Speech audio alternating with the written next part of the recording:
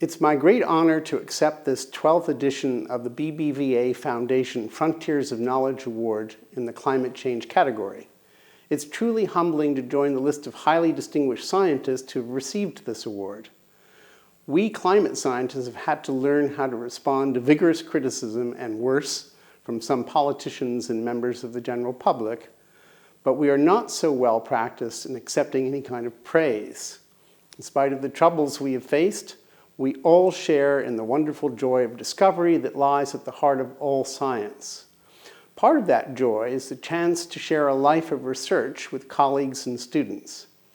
I take this opportunity to thank especially all the terrific students I've worked with over my 43-year career.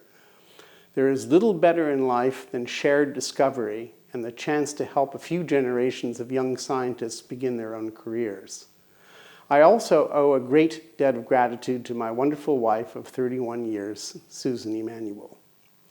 When I first began my research career, climate scientists were free to engage in an unadulterated pursuit of basic understanding, driven by curiosity largely unencumbered by the need to solve immediate societal problems or produce short-term economic returns.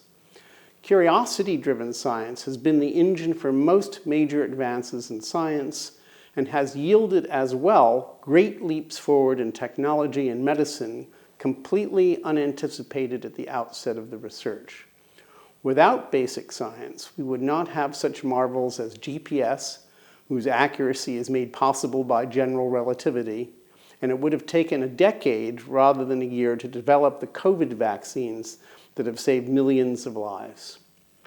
Basic science has thrived in several developed nations whose enlightened governments created agencies, such as the National Science Foundation, that promoted science and protected it from being chained to short-term applications. But the intellectual environment in which climate science was being carried out changed during the late 1980s and 1990s as it became apparent that anthropogenic climate change poses a serious risk to civilization. Many climate scientists responded to the recognition of this risk by redirecting much of their research efforts into focused attempts to better quantify climate risk, while continuing their efforts to better understand the climate system. To effectively convey the research, they organized, through the United Nations, the Intergovernmental Panel on Climate Change, or IPCC, to periodically survey the latest research and summarize it in comprehensive reports. The IPCC is arguably the largest effort ever organized to summarize and convey scientific findings.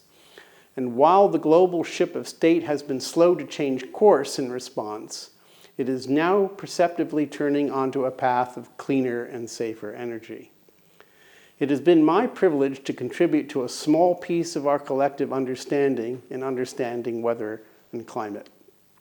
And my main desire now is to celebrate continuing advances in climate science and to applaud the BBVA Foundation for establishing a climate change category for its highly prestigious awards. The BBVA Foundation's visible recognition of climate science serves as a beacon for practicing and aspiring climate scientists throughout the world.